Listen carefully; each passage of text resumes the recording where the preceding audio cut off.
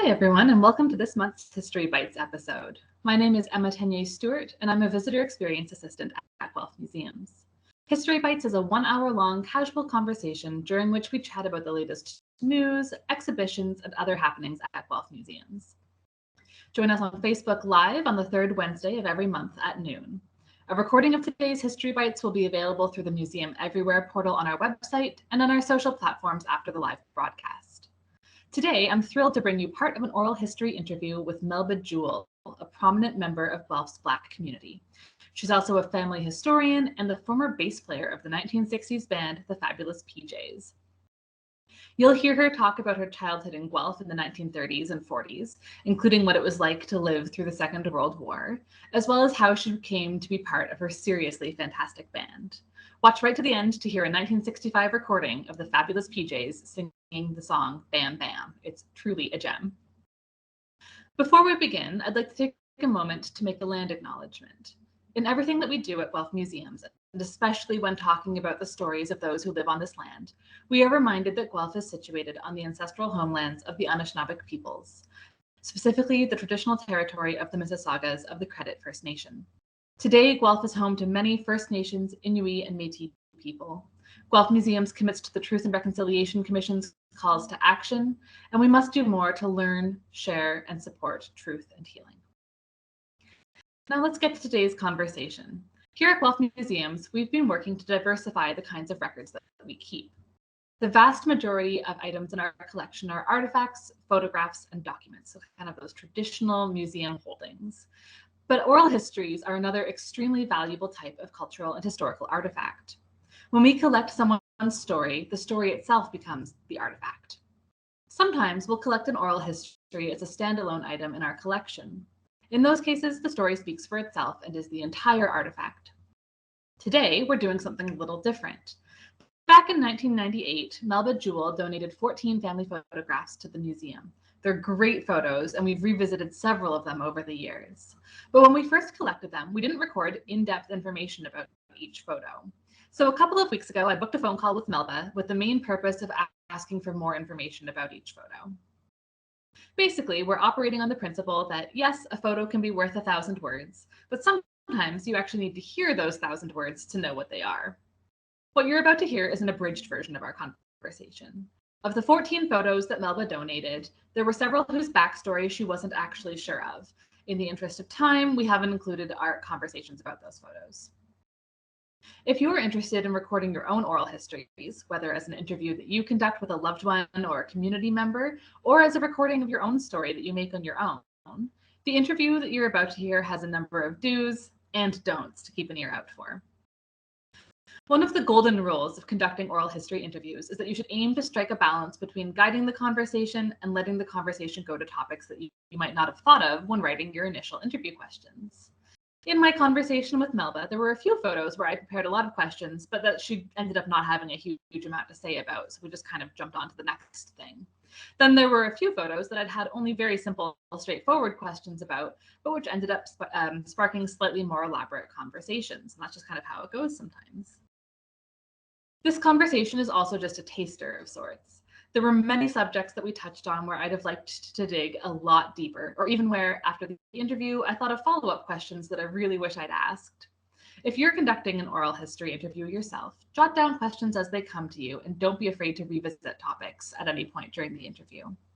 Really great oral history interviews can take place over several sessions. Participating in an oral history interview, both as an interviewer and as an interviewee, can be exhausting.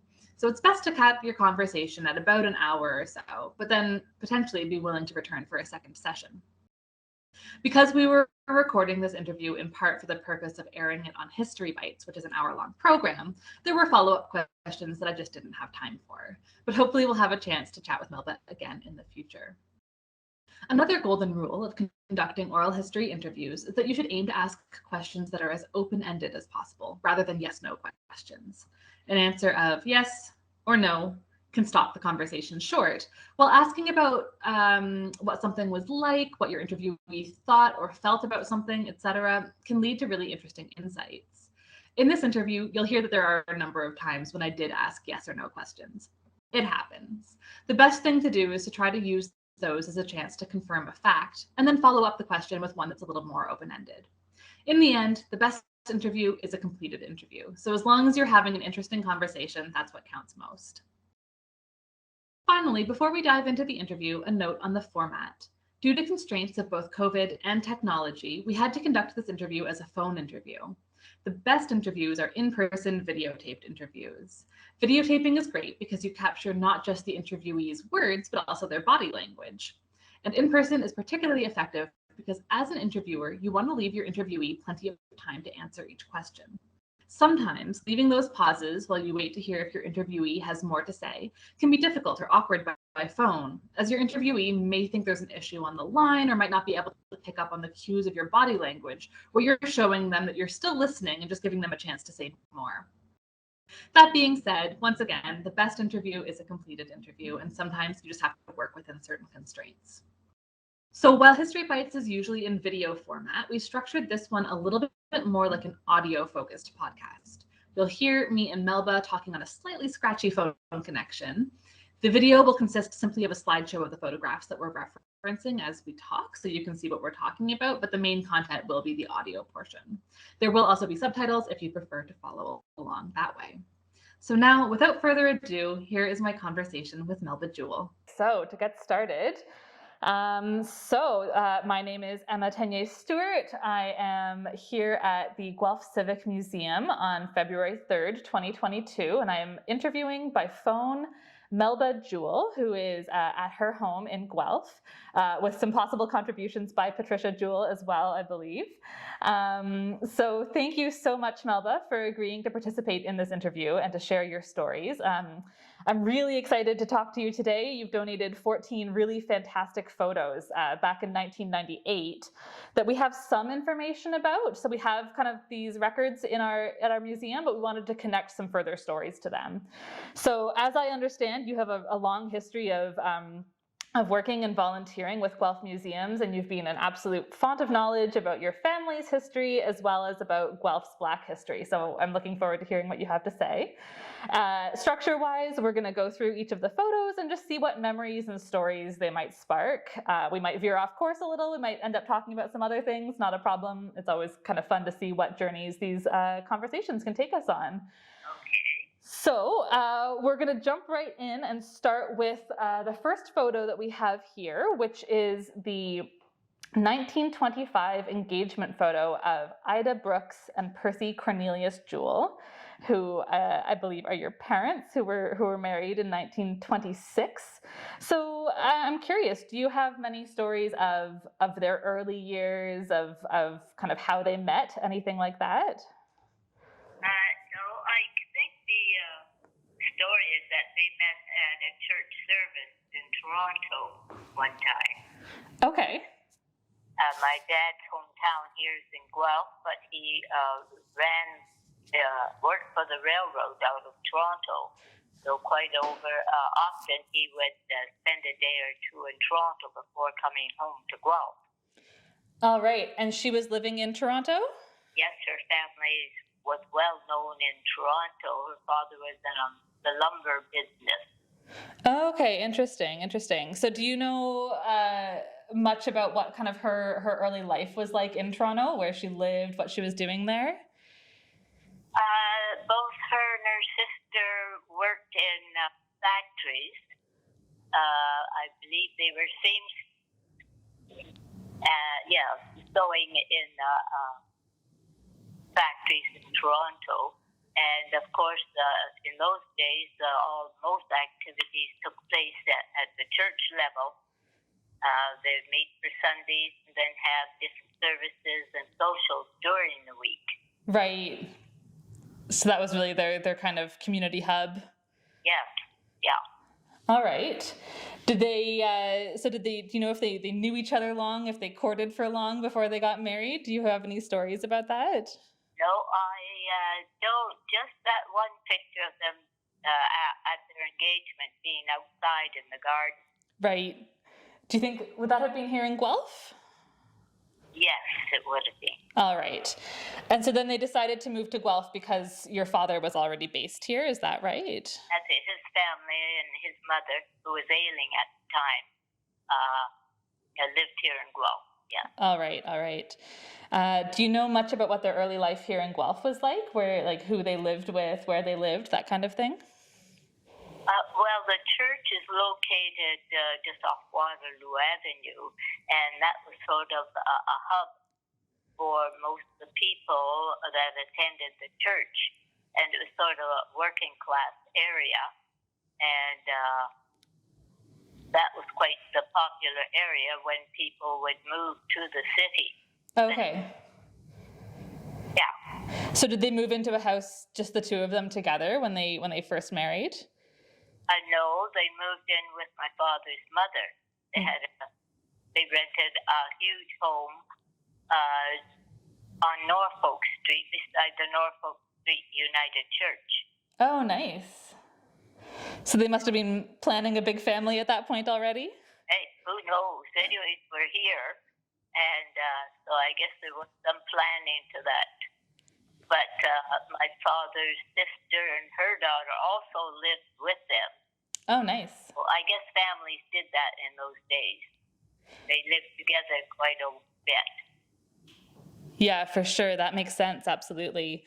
Now, because we're looking at this picture of your parents, it kind of brings up questions of their parents and their backstories and things. I know you have some interesting stories about how your various ancestors came to Canada. Do you have much, like a broad scope kind of idea of how your various ancestors came to be in this area?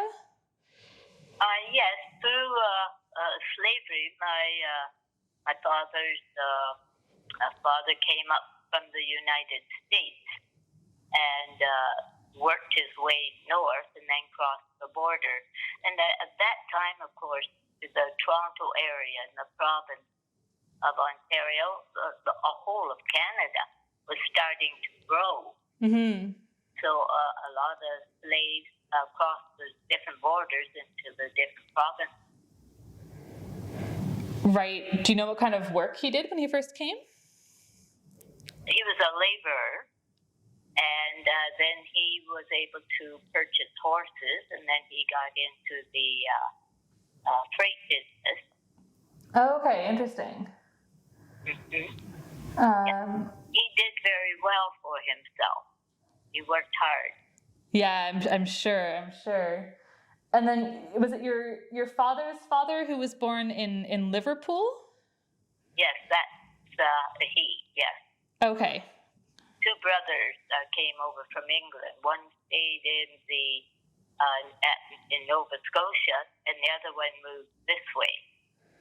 Interesting. So you've kind of got some family all over. Yes, in a way. Nice. All right. Did you have anything else you wanted to say about what we see in this picture? Does that bring up any other memories for you or anything?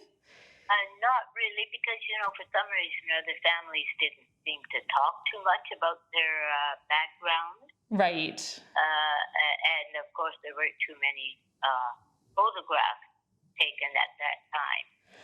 No, fair enough. You're lucky to have this one. It's such a characterful photo. It is, isn't it? My mother in her big wide-brimmed hat. Yes, it's so of its time. Mm-hmm. All right. Well, in that case, we'll move on to the next photo, which is, we have it labeled Percy Cornelius Jewell, 1946. And that's the photo of your father in his uniform as a porter, as a railcar porter. And he looks to be on a train. Yeah. So how long did he work as a porter? According to the bars on his sleeves, it looks like at that time he had worked 25 years. I think they gave the staff bars that they sewed on their sleeves. Oh, interesting. Looks like he had 4 or 5 bars. Right, for sure. So was that his main career, his only career? Was that like his life's work? Well, he quit school at around 13 and he worked in a factory here in Guelph. Then he got the job working for the CP at Rail. So do you know much about what his work involved? Do you know what it was like to be a porter? Well, he took care of the passengers and their luggage. And, of course, they would put their shoes out at nighttime if they wished them to be polished. And so he made extra tips that way. Okay. Other than that, no, he ran from Toronto to Vancouver. So he was away about 7 days, and then he was stayed in Vancouver for a layover of 2 or 3 days. Then he would be back to Toronto and then come to Guelph home. That's quite the schedule, my goodness. Yeah, it is. And Mom was in charge when he was away. I bet. What was that like? It was a pleasant time because my dad was sort of regimented in what he did, and Mom was a little more casual. Okay. So they were we had fun times. Well, we used to play a lot of games as a family unit and cards things. So, but when he was around, he was always fixing and painting, and he made sure we helped do those things. So even after that grueling work being away, he would come back and still be hard at work? Oh, yes. Because in the days then, when you lived on Norfolk Street, right beside Norfolk United Church, it's a big 4-bedroom home, rambling home. So it needed constant repair and painting, and he seemed to love doing that. Nice. Do it too. That's my sister's thing, and he made us help him too. I bet. It's been interesting preparing for this interview, just reading about the sleeping car porters, and they have such an interesting history in Canada in terms of labor justice, in terms of racial justice. Did he have any kind of opinions about what the work was like? Did he have any difficulties or moments of real pride around it, anything like that? Well, yes, he took pride in his work. He was not at the head of the crowd, but he supported whatever the union at that time wanted or required from the company. Right. Did he? So yeah, I guess when this photo was taken in 1946, I think it was just the year before that the unions had really done a lot to help specifically the Black sleeping car porters. So was that something that you would talk about at home, or was that kind of, would he leave his work at the workplace? He left his work at the workplace. All right. Yeah. Now, I do remember I heard in an earlier interview that you said that your father loved to cook and that he would name some of the dishes that he made after the ones served on the train. That's true, yes. Yeah. Were there any other little bits and pieces that he would bring home, or would he tell you about the places that he had traveled? Oh, yes, quite often. And, he would do that and give us tales of what traveling on the train, what animals, the people he would see at their different stops, the different people, the way they are dressed. And he loved to fill us in on when he would be out west. That must have been almost magical to hear about as a child. Yeah, and he did like to cook. When he would come home, he would copy some of the names of the meals that they would serve on the dining room cars on the train. And so it could be just plain old potatoes that we'd be having, but he would have some special name for them. And we'd think, gosh, we're having this huge special meal. And well, that's what we had the day before. But he just added little specials, maybe a little greenery or savory or garlic to the potatoes, and that's how he scooped up everyday meals. That's really fun. And was he a good cook as well? I know he liked to cook. Was he good? Yes, he's a big man. He is 6 foot, about 235 pounds. Huh. He loved to cook. When he was home, he did the cooking. When he was out west, then Mom did the cooking. Seems like a good trade-off. Was it common for men of that era to be good at cooking and to enjoy it so much? I would imagine boys and families would learn to cook, especially, I guess, if they would like to marry. I said if they would like to marry. Oh, fair enough. Fair enough. Yeah, you want those. You want those skills. Yeah, they had those skills. All right. We can move on to the next photo, unless you have any more thoughts on this photo. No, you go ahead. All right. The next photo that we have is of you on a bike around the year 1944, and you're looking very serious in this photo. And you've got a couple flags on your bike as well. So there's kind of something going on here. Yeah, that was holiday. It was, my sister saying it was a civic holiday, but it was a parade they had downtown. And I know I was in the parade, and kids decorated their bikes, and we were included in the parade. And that's what that was about. Nice. That must have been exciting. Well, it was for us.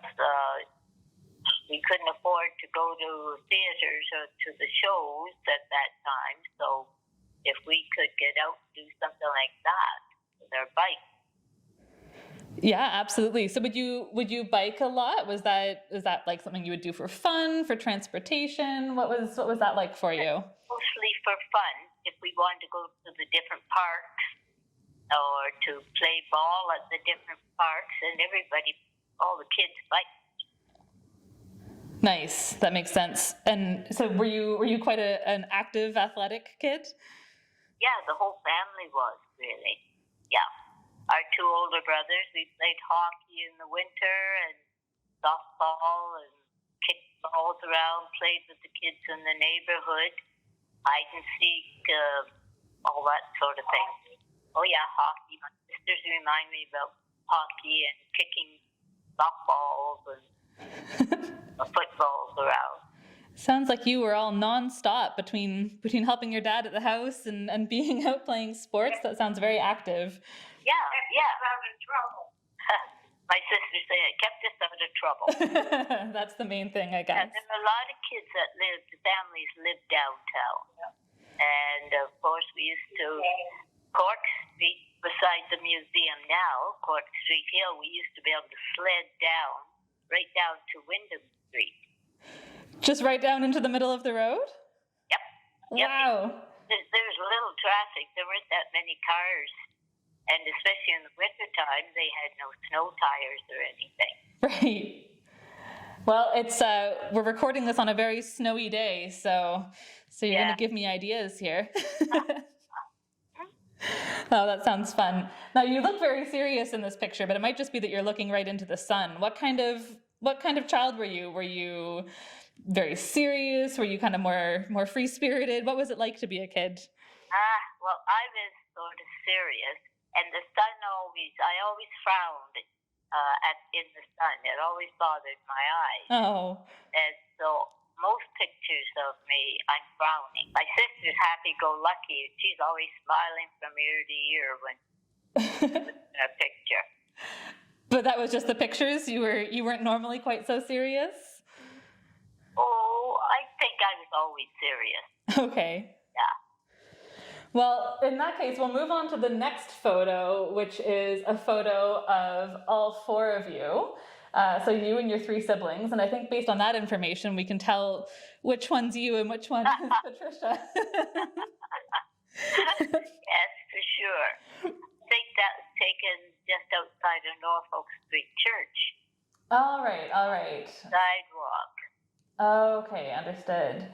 So can you, from left to right, I know we know which one is you and which one's your sister, but can you name all four of you? Yeah, our older brother had glasses. Okay. That's Percy. He was named after my father. And Theodore, Ted. All right. My brother, and he's turned out to be the best musician in the family. Went on to teach school, teach music. He's a chancellor at Laurentian University for a period. Wow. But when he left home, he went to the north. Okay. What drew him there? The teaching. He taught at Timmins, and then he moved to Kapuskasing. The money's good. Did you hear my sister? No, I didn't quite catch that. She said the money is good up north. Fair enough. Now, were the four of you close growing up? What was the dynamic like as kids? Yeah, we were close because there wasn't that much in our neighborhood. Of course, our home backed on to the stores on Quebec Street, Norfolk Street, and so we played a lot in the downtown area, and we used to run through the apartment buildings up the front stairs and out the back. Of course, that's where all the trucking was, and that's where they unloaded for the stores in the back. And that's where we played our football and softball games and tag and stuff out the back. That sounds fun. That sounds like something that parents these days would be too freaked out about letting their kids do, but it sounds like a lot of fun. Well, it wasn't because we were close to home, too. Right, of course. Were you all close in age? I'm sorry? Were you all close in age? Yeah, we're about 2 years apart. Okay, so were you all at the same schools as each other? Most of the time, yeah. Right. Would you kind of stick together in school, or did you have your own friend groups in school? Well, we had our own friends at school. But at that time, there was a bit of discrimination, and so we were looking out for one another. So quite often we had fights after school. Oh, no. Yeah, so we had to back one another after school. That must have made a particularly interesting bond between you. Yeah, in a way, yes. We always looked out for one another. All right. So again, unless there's anything else to say about this photo, we can go on to the next one. Okay, just that being at school and at our assemblies, the families, moms and dads would come to assemblies, and our mother never missed one. Oh, no? Yeah, because of the programs that they would put on, and we would march into the assemblies, and we'd look up, sure enough, there would be Mom. We could always count on her attending. And was that kind of like a performance that you would do? No, we would march in and be seated, all the classes. Oh, okay. Parents could come, and they stood in the upper areas. All right, and that was kind of what were the assemblies for like information about the school, or? Yes, that, and they would have a school band, maybe a school choir, and so there'd be a bit of entertainment also. I know you were. I think all of you were musical. Were you in the choir or the band? Yes, my brother Ted, who is quite the pianist, he was in the school band. All right. What other did you do many extracurriculars at school? Yeah, the older brother Percy, my sister and I, Pat and I, we were all involved in a lot of sports. Ted was the musician. Okay. Well, on that note, I think we'll go to the next photos, which show that clearly Ted was not the only musician. So we have two photos of the Fabulous PJs, both from about 1965. So tell me more about the Fabulous PJs. Who were you? What was your whole thing?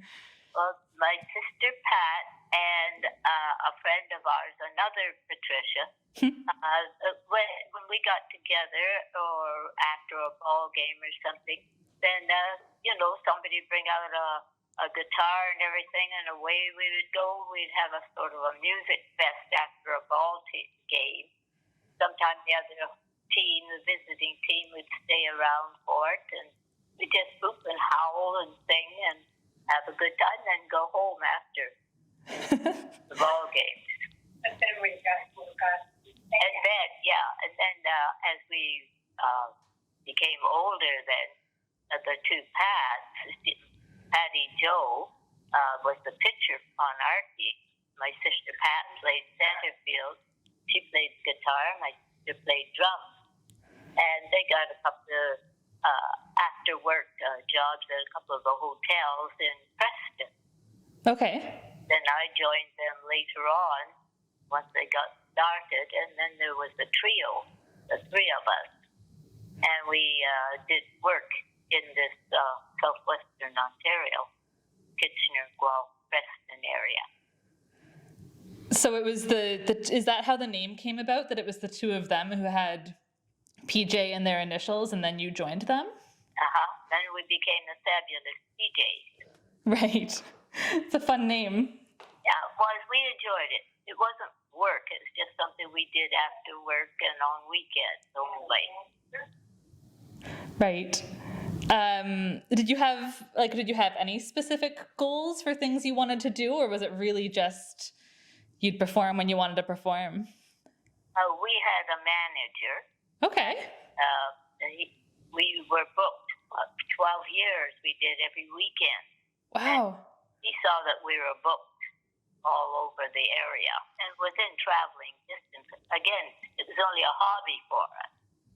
Right. So you were all working full time as well? Yes. Yeah. Man, what a schedule. That sounds fun but tiring. But we're young. We were young and we all loved music. And so it was just a hobby for us. Fair enough. Then after 12 and a half years, then we thought, that's it. That's enough. So we retired.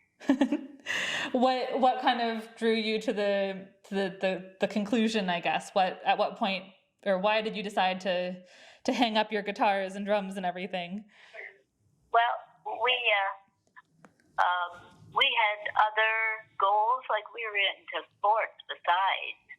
So we were doing that, and I got involved in judo at the Y. Melba was a black belt in judo. Both of you are black belts in judo? Is that what I heard? No, just myself. Oh, just you. Okay. That took years of training.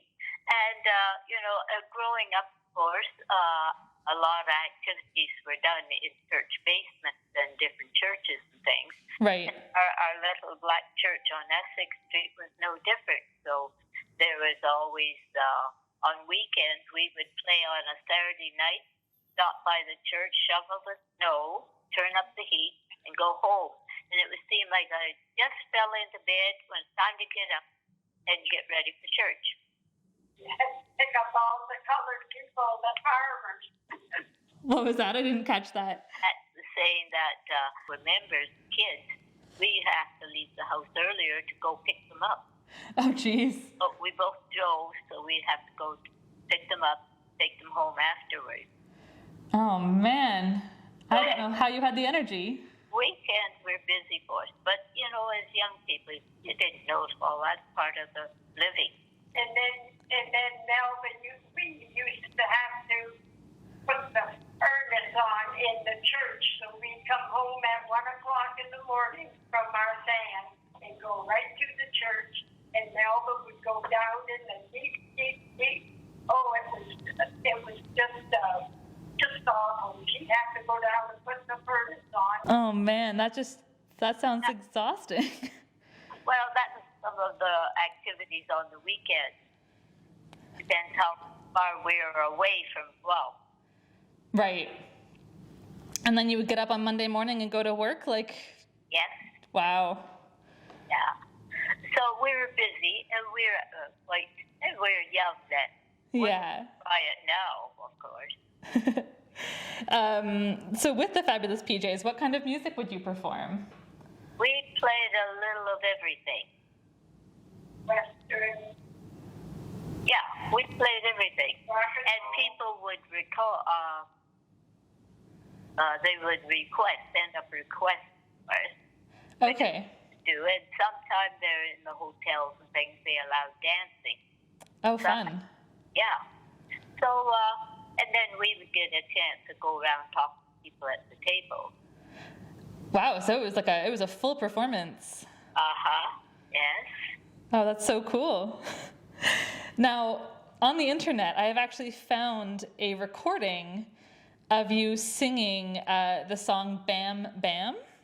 Yes, that was one of our favorites, one of our records. Yeah. Oh, it's so fun. It's such a great song. Wasn't much to it, but everybody knew of it. Yeah. So how did that come about, that you ended up doing a studio recording? Because that's quite something. Oh, yeah, that's because of our manager. His name was Champ Glassford, and he was the personnel manager at Seagrams in Kitchener, so he had a lot of contacts. And so he arranged all that for us. So was that intimidating? Was that fun to get to go to a studio and record? No. Actually, yeah, we did in Kitchener. We used to practice in the church auditorium. So, and we played some Sundays, even some of the church music. Okay. So it really was a bit of everything. Oh, yeah. It was fun. We did it because we enjoyed doing it. It wasn't a job. Yeah, for sure. Oh, that sounds wonderful. Well, kept us busy, that's for sure. Sounds like it. Okay, was there anything else that you wanted to say about what it was like to be part of the Fabulous PJs? Just that at the time there weren't many female groups. No. Out there, so every time we played at, it was packed, and our manager didn't have to arrange for any advertising at all, because word of mouth got out, hey, the PJs are going to be over at such and such next weekend or 2 weeks, and they would go sometime and have their lunch, say on a Saturday, all afternoon drinking, and this is good for the proprietor. And we would come in at just after supper time. So this was fun for us because we'd be the same crowd we might see from time to time. Right. So we made a lot of friends that way. Hey, we'll see you next weekend over in Hamilton, okay? You were full on rock stars. Well, at that time, no, it wasn't full-blown or anything. Sort of local entertainment. And what did your friends make of it? They must have thought it was kind of cool that you were doing that. Yeah, they thought, oh yeah, they're special. And they knew who we were. Mm-hmm. Oh, that must have been really fun. Yeah, we really enjoyed it. As they said, it wasn't a job. It was looked upon as a job. Yeah. All right. Well, if you're ready to move on to the next photo, then. Let's see. So this one is a little more serious. We're moving away from the fun music of the 60s back to it looks like the 40s. So this is Doug Jewell and his army buddies. Oh yeah, our uncle during the wartime. So that's your uncle? Is that your My father's brother. Okay. He was overseas. So you were a child, obviously, during World War II. Did you know much about his war experience? Did you hear much about that from him? Well, he would write home, but we heard from the local militia group because they were here in the army, at the armory. Right. So we heard that way, and when he came home, of course, the whole family, at that time, families were involved with their relatives if they're overseas. We sent packages, clothing, socks he needed, and he would write home. He was in the ambulance corps. Okay. An ambulance driver. And so he could send letters home, and then we would send packages to him, which he would get, I guess, weeks or months later. Right, of course. So that was an interesting part of the war for us. We were really involved. His sister, our Aunt Ina, was a member of the local Legion, and they used to knit and send care packages constantly. So we were just involved in a wee bit taking packages to the post office to be mailed. Okay. And what was it like as a child? Was it mostly scary to think about, or was it kind of exciting to think about the war? I know obviously in retrospect we know how bad it was, but what was it like to kind of think about it as a child? Well, from our aspect, from being here in Canada, of course, at night sometimes, of course, we had to close all the curtains after, say, 7 o'clock after dark, so that even if there wasn't a siren to let us know that there's danger, we automatically did that. Or everybody was supposed to pull their blinds and curtains. Wow. And we were rationed, so you couldn't always get things you needed. And when we would go shopping, our mom would be with other women, and they'd be trading ration stamps for sugar or butter, or they had to this and that. People would trade stamps to get whatever they needed. A lot of people did their own sewing and repair work during the war years. Pardon me. And there weren't many vehicles because the gasoline was rationed. Right. What else? And of course, you sent letters and cards. People, soldiers you didn't know. Okay. And they give them to the local office, and they would see that they were distributed overseas. Right. I've seen a lot of people draw parallels between kind of the extraordinary measures that governments and people have had to take during COVID and comparing them to what it was like during the war. Does any of that resonate for you, or do they feel like really different experiences? I would say they're different experiences. For instance, here we have our TVs. In those days, we only had the radio. Right. And so we were always listening to the news. And the shopping was done mostly weekends, and there was weekend activities, but it was always geared towards the war effort. So everybody wanted to be involved to do their bit. Nowadays, I think it's a free-for-all, and I think people are being rather selfish during the pandemic. There's so much more that could be done. We could have better attitudes towards it, I think. Yeah, no kidding. Now, so you were a child when rationing started. Do you remember what that was like when rationing came into place? My sister said, yeah, like everybody had a ration book, and but when Mom would shop, she would take the books. She was in charge of all the books, even though they're under the family right. name. And you just bought what you needed, and we traded. You could see Mom trading. Or somebody say, I need 2 stamps for sugar and this. I can give you 1, and I'll take such and such stamp for meat, and that sort of thing. Right. And as kids, when we were growing up, I guess the war would be over. We used to deliver groceries at the local grocery store around the corner from us. Okay. Was that just kind of like an after-school job? Yeah. It was just on weekends, on Saturdays, we would do that. Nice. Do you remember well, I'm sure you do, but what was it like when the war ended? Oh, that was such a happy time. Everybody had parades, and you're glad and waited for the loved ones to come home. Right. Then they need help to set up and get started again. Yeah, that must have been difficult. Yeah, for those coming home, but they're, I guess, relying on the families and loved ones to help them get started. And did Doug make it through okay? Yes, he came through. That's right, too. Pat reminded me, my mother's brother, he was in the First World War. Okay. Her brother. But the Second World War, my dad's younger brother, he was involved overseas.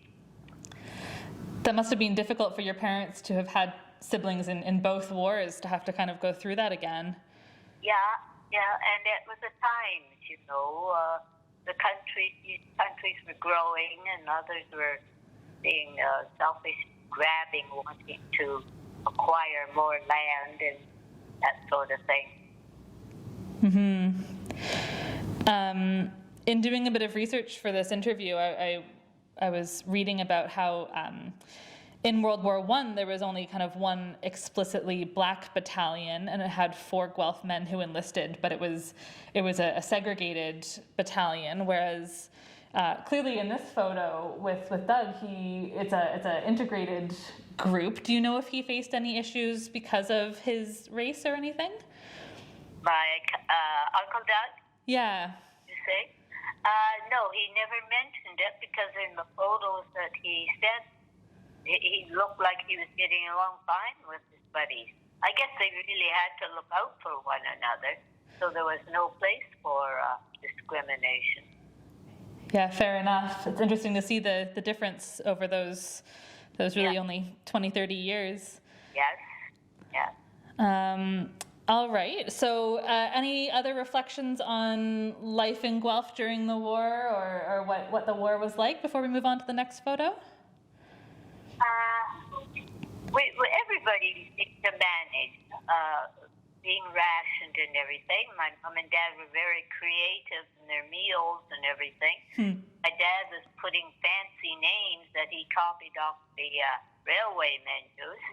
Right. Well, when he said that we're going to have a la carte Alaskan dessert, oh heaven! Well, that was the same pudding we had the day before, but Dad would make a different sauce for it. Things like that, I remember.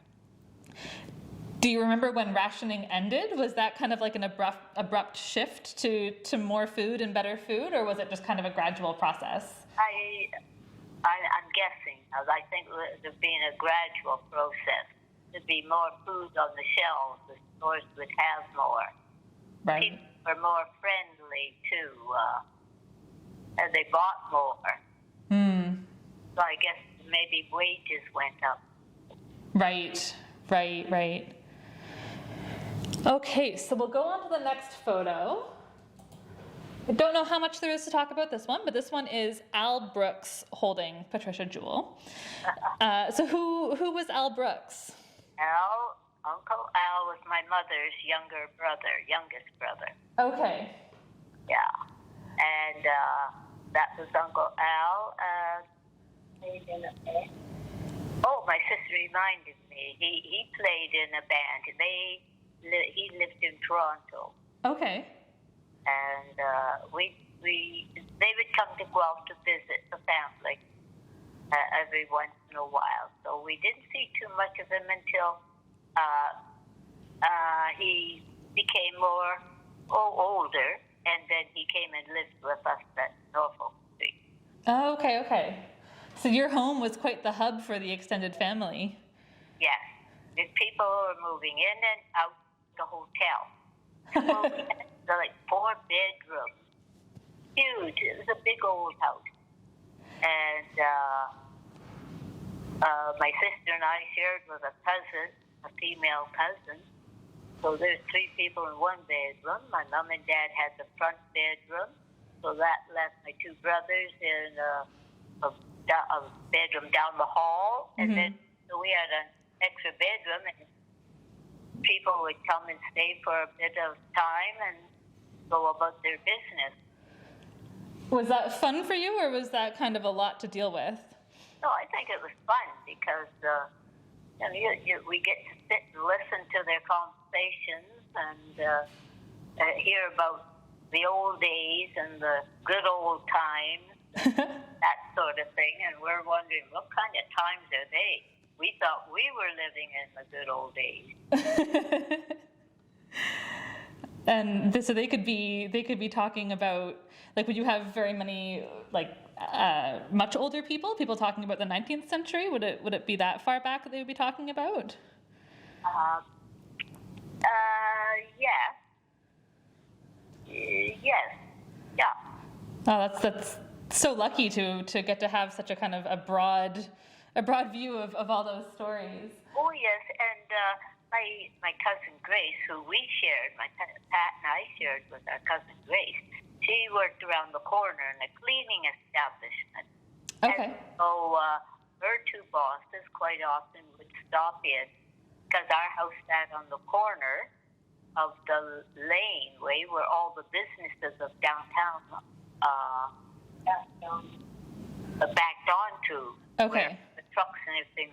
So people had to come up past our house. So if we were sitting out or what, or if they were walking up to get their vehicles or something, we always had people to talk to, and people sit for a minute.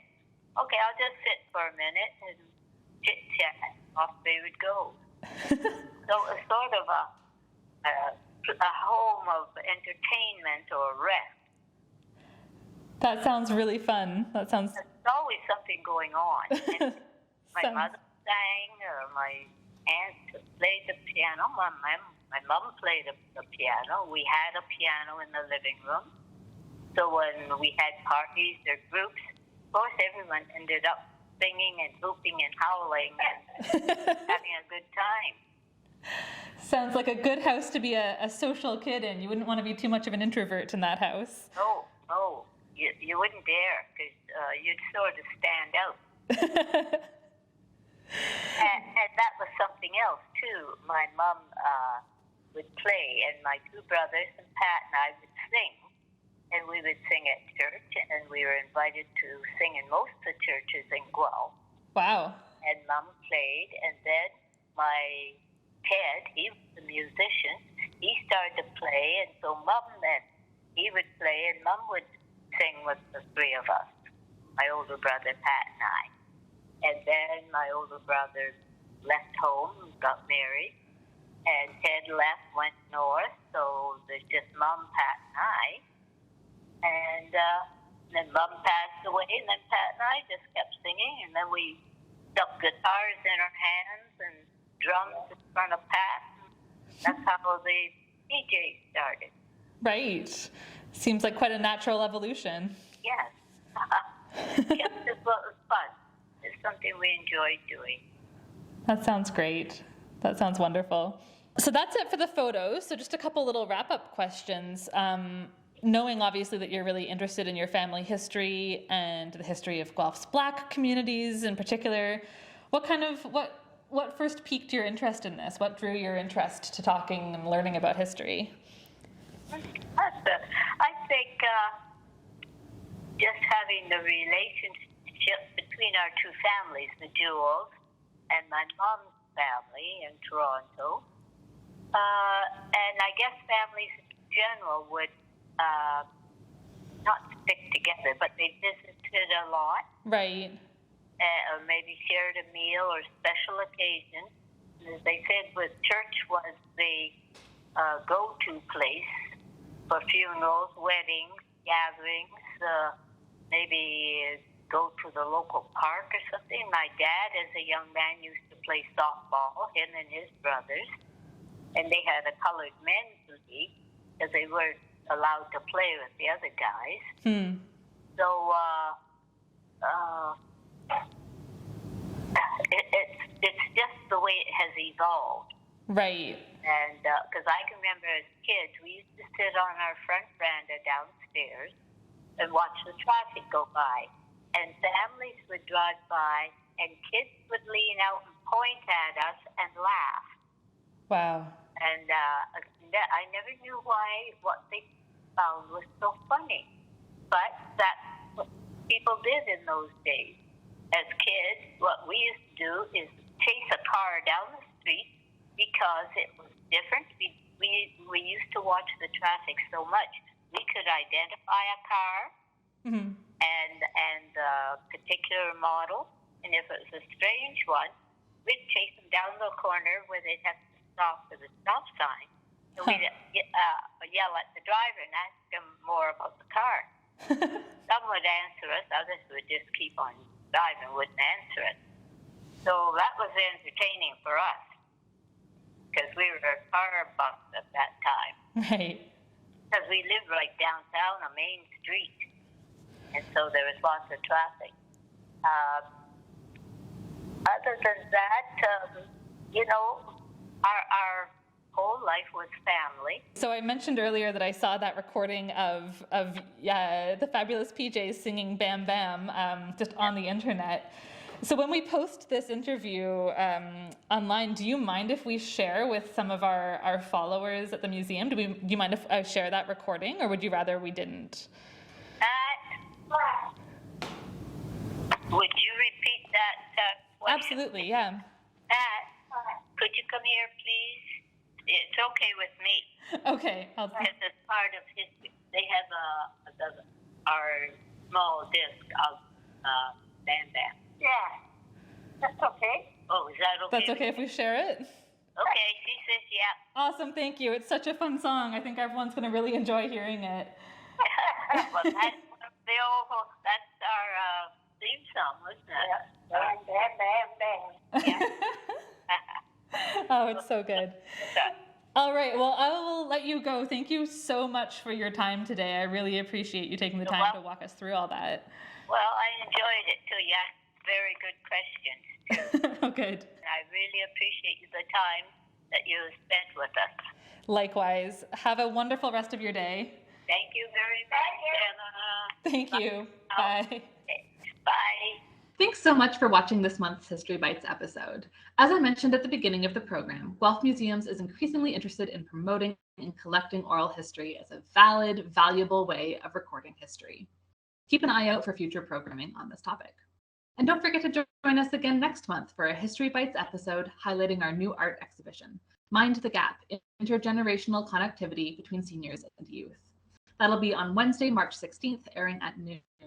Like today's episode, it will be available to rewatch at any time on our Facebook or YouTube pages or on our Museum Everywhere page on our website. Thanks so much for watching, everyone, and have a great day.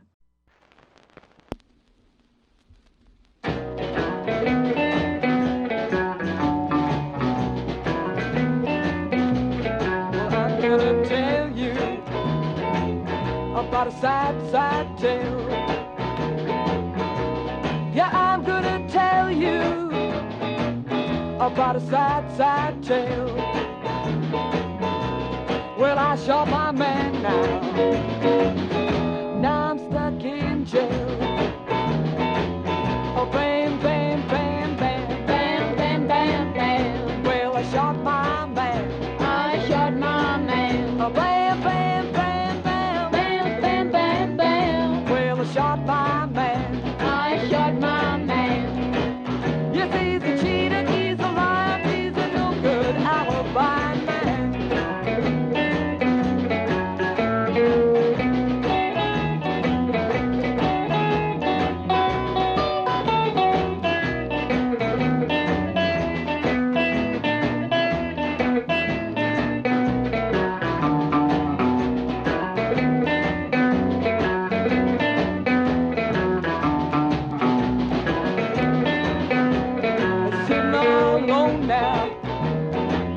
In my cold, cold cell. Yeah, I'm sitting all alone now in my cold, cold cell. Yeah, they'll bury him tomorrow, and I don't give